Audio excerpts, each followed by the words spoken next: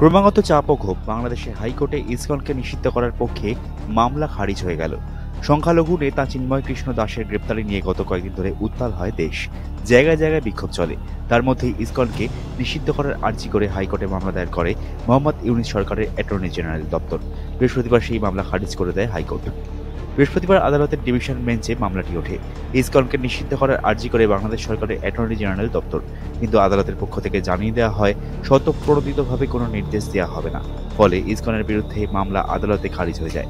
ইসকনের বর্তমান কার্যকলাপ নিয়ে তাদের বিরুদ্ধে কি ব্যবস্থা নিয়েছে সরকার তা নিয়েও আদালতকে জানাতে হবে বাংলাদেশের অন্তর্বর্তীকালীন সরকারকে। সোমবার বিধানসভায় বাংলাদেশের ঘটনা নিয়ে উদ্বেগ প্রকাশ করেন মুখ্যমন্ত্রী মমতা বন্দ্যোপাধ্যায়। তিনি জানান, এই সময় তৃণমূল সরকারের নীতি অন্য দেশের ব্যাপার হলে কেন্দ্রের সঙ্গেই থাকবে রাজ্য সরকার। যদি কোনো ধর্মের মানুষের উপর অত্যাচার হয় তার তীব্র নিন্দা করেন মুখ্যমন্ত্রী। অন্য দেশে হলেও তার সমর্থন করেন না বলে জানিয়েছেন মুখ্যমন্ত্রী। এদিকে ইসকন কলকাতা শাখার ভাইস প্রেসিডেন্ট ও মুখপাত্র রাধারমণ দাস জানিয়েছেন, তাদের জন্য এটা আনন্দের খবর। নিষিদ্ধ করার চেষ্টা চলছিল, লক্ষ লক্ষ ভক্তরা কোথায় যাবেন তা নিয়ে তাদের চিন্তা ছিল।